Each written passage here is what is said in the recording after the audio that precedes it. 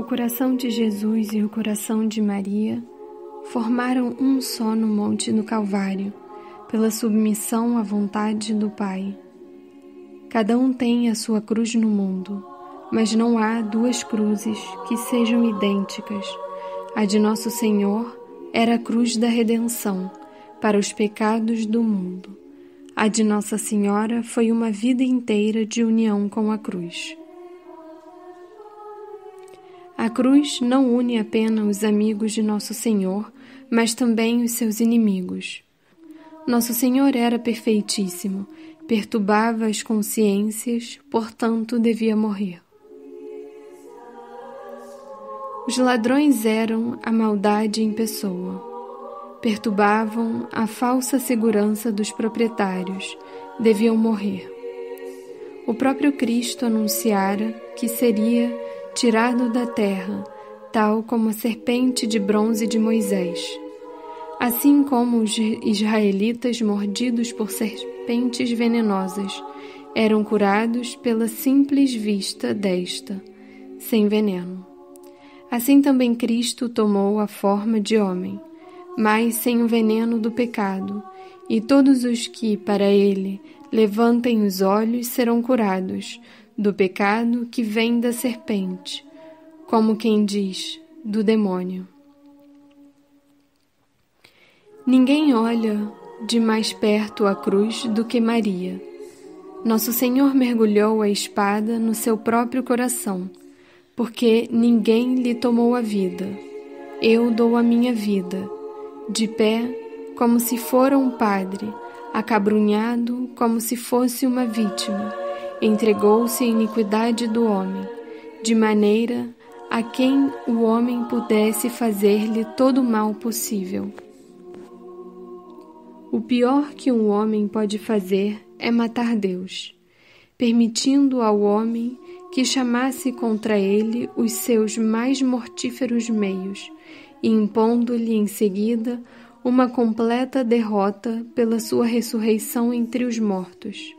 Cristo provou que o mal nunca sairia vitorioso. Foi na medida em que ela tinha preparado o padre para ser vítima que a espada penetrou na alma de Maria por ocasião da quinta ferida. Sua cooperação foi tão real, tão ativa, que ela se teve de pé junto à cruz. Todos os quadros que representam a crucifixão nos mostram sempre Maria Madalena prostrada aos pés do Salvador, mas a Santíssima Virgem é figurada de pé. João, que também lá estava, tão impressionado ficou de vê-la de pé durante essas 3 horas, que assim o escreveu no seu Evangelho. O paraíso terrestre foi desmoronado. 3 fatos concorreram para a nossa queda. Um homem desobediente, Adão. Uma mulher orgulhosa, Eva. E uma árvore. Deus toma esses 3 elementos que levaram o homem à derrota e deles se serve como instrumentos de vitória. O novo Adão obediente, Cristo. A mulher humilde, Maria. E a árvore da cruz. Demoremo-nos na quinta dor, para considerar a seguinte particularidade. Nosso Senhor pronunciou sobre a cruz 7 palavras, que foram como que as 7 notas de um hino fúnebre. Por outro lado, só 7 palavras de Maria o Evangelho referiu. Não quer isto dizer que ela só tivesse falado 7 vezes, mas que apenas 7 vezes se lhe fez menção, a propósito de cada uma das palavras de Jesus moribundo. O coração de Maria levava a recordar as palavras que ela própria pronunciara, e a sua dor ganha intensidade na medida em que ela vê aprofundar-se o mistério daquele que devia ser um objeto de contradição. A primeira expressão de Nosso Senhor na cruz foi: perdoai-lhes, Pai, porque eles não sabem o que fazem. Não é a sabedoria do mundo que salva, mas a ignorância.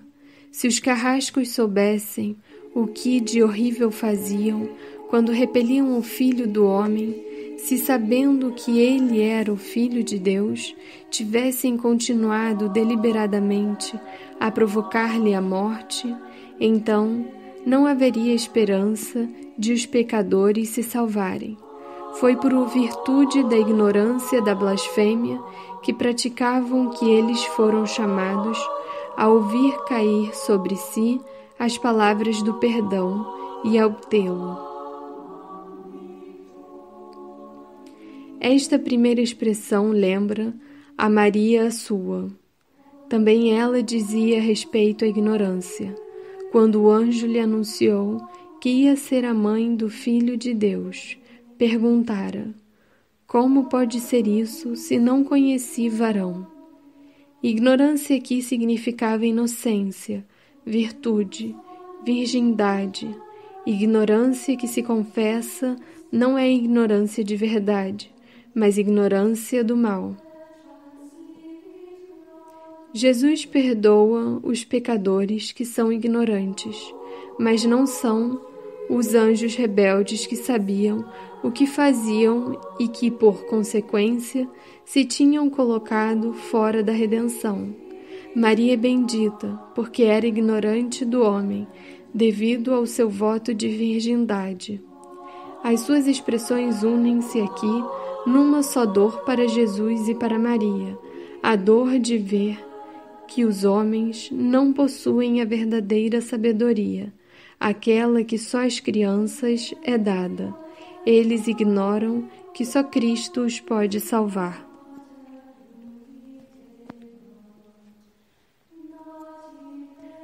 A segunda expressão de Cristo foi dirigida ao ladrão arrependido. Este começou por blasfemar contra ele, mas ao ouvir as palavras de perdão, ao ver a beleza de sua mãe, corresponde à graça, considera o seu castigo como uma recompensa dos seus crimes. À vista do homem na cruz, obedecendo à vontade de seu Pai, leva-o a aceitar a sua própria cruz, como provinha da vontade de Deus, e então lança ele um supremo apelo ao perdão. E Cristo lhe responde: hoje estarás comigo no paraíso.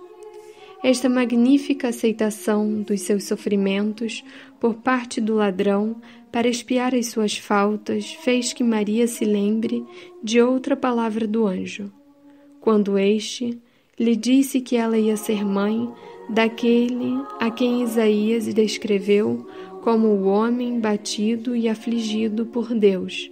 Proferiu a sua segunda palavra: Fiat. Faça-se em mim a tua palavra. Não há nada no universo que mais importância tenha do que fazer a vontade de Deus, ainda que isso leve ao ladrão ao suplício, e uma dor aquela que se tem de pé junto da cruz. O Fiat de Maria foi uma dos grandes Fiats do mundo. Um fez a luz, o outro aceitou a vontade do Pai no Jardim das Oliveiras. Quanto ao de Maria, traduz-se na aceitação de uma outra vida, em que ela se esquecerá de si própria, para ser a companheira da cruz. O coração de Jesus e o coração de Maria formaram um só no Monte do Calvário. Pela submissão à vontade do Pai, cada um tem a sua cruz no mundo, mas não há duas cruzes iguais ou que sejam idênticas. A de Nosso Senhor era a cruz da redenção para os pecados do mundo. A de Nossa Senhora foi uma vida inteira de união com a cruz. Quanto à do ladrão, consistiu em suportar a agonia da cruz como prelúdio de uma coroa, uma vez que a nossa liberdade é a única coisa que possuímos como própria, constitui a mais perfeita oferenda a Deus que podemos fazer.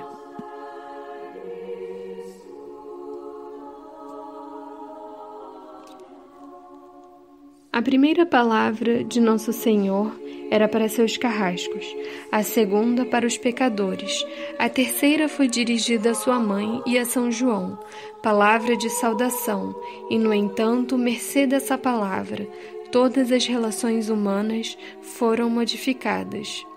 Jesus chama sua mãe mulher e a João filho. Mulher, eis aí o teu filho. Filho, eis aí a tua mãe. É a ordem dada a todos os que quererão segui-lo, para que vejam a sua mãe, a própria mãe deles.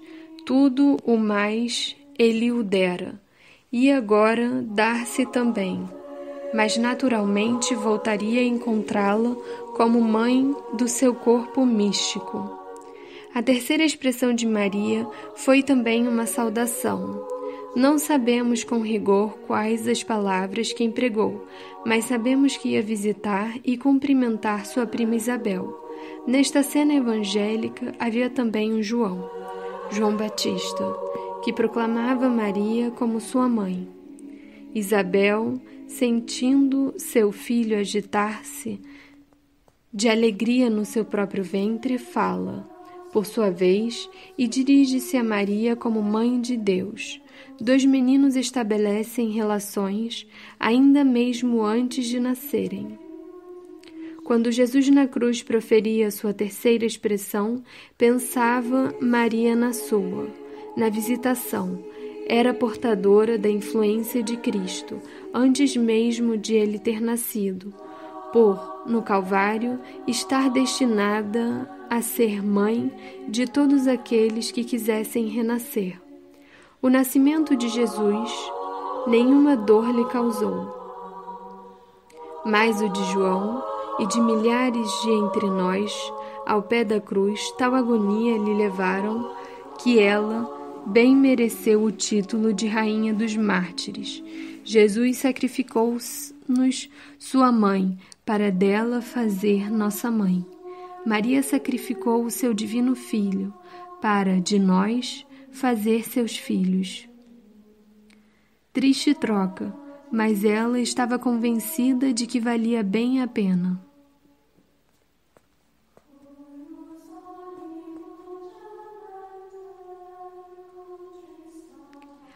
A quarta palavra da Santíssima Virgem foi o seu Magnificat. A quarta expressão de Nosso Senhor é tirada do Salmo 21, que começa com este desabafo de tristeza. Meu Deus, por que me abandonastes? Mas que todavia termina quase como o canto de Maria. Os pobres comerão e ficarão saciados. Os extremos da terra se lembrarão do Senhor e a Ele adorarão. Os dois cânticos elevam-se sem que seja dado nenhum sinal de segura vitória. Como é fraca quando a consideramos apenas pelo lado humano. Essa mulher mergulha os seus olhares até o fim dos tempos e profetiza: todas as gerações me chamarão bem-aventurada. E como pelo lado humano se nos afigura sem esperança o desejo daquele que ao mundo veio para se apoderar da terra e que, repelido agora por ela, chama por seu Pai. Mas para Jesus e para Maria há tesouros na noite. Para Maria, na noite de uma mulher, para Jesus, na noite do Gólgota. Só aqueles que marcharam na noite veem as estrelas. A quinta expressão de Maria foi proferida quando ela interrogava Jesus: Meu filho, por que procedestes assim conosco? Vosso pai e eu te procurávamos aflitos. É essa a expressão de todas as criaturas à procura de Deus. A quinta expressão de Nosso Senhor é a do Criador à procura do homem. Tenho sede. Não é a sede das águas da terra, mas das almas. As palavras de Maria resumem as aspirações de todas as almas em relação a Cristo, e as palavras de Cristo consubstanciam o seu amor por cada uma das almas que ele criou. Ora, no mundo só existe uma coisa capaz de impedir esse encontro, é a vontade do homem. Para encontrar Deus é preciso querer. Do contrário, ele parecerá sempre que é um Deus que se esconde. A sexta expressão de Maria tinha sido uma simples prece: eles não têm vinho. Palavras que apressaram Nosso Senhor a realizar o seu primeiro milagre e a meter-se no caminho real do Calvário. Depois de Nosso Senhor ter saboreado na cruz o vinho que lhe foi dado por um soldado, disse ele: tudo está consumado. Essa hora que Maria tinha, por assim dizer, começado quando Cristo transmutou a água em vinho, está agora terminada. O vinho da sua vida transformou-se em sangue, o sangue do seu sacrifício. Em Caná, Maria mandava seu filho para a cruz. No Calvário, Cristo declara que terminou o seu trabalho de redenção. O coração imaculado de Maria era o altar vivo sobre o qual o Sagrado Coração de Jesus se oferecia em sacrifício, e Maria não ignorava que, a partir desse momento, os homens só seriam salvos pela oferenda do Filho de Deus. As últimas palavras de Maria referidas pelo Evangelho são as de abandono completo à vontade de Deus. Fazei tudo o que Ele vos disser. Na Transfiguração, o Pai Celeste fala assim: eis o meu Filho bem-amado, escutai-o. E Maria lança este supremo apelo: fazei a sua vontade. As últimas palavras de Jesus na cruz foram aquelas pelas quais ele abandonou a sua vida à vontade de Deus. Pai, nas tuas mãos encomendo o meu espírito. Maria abandonou-se a Jesus, e Jesus abandonou-se a seu Pai. Fazer a vontade de Deus até a morte, tal o segredo de toda a santidade. E aqui Jesus nos ensina a morrer, porque se ele quis ter sua mãe junto de si na suprema hora de seu grande abandono, como nos atreveríamos nós a deixar de dizer diariamente: rogai por nós, pecadores, agora e na hora de nossa morte. Amém.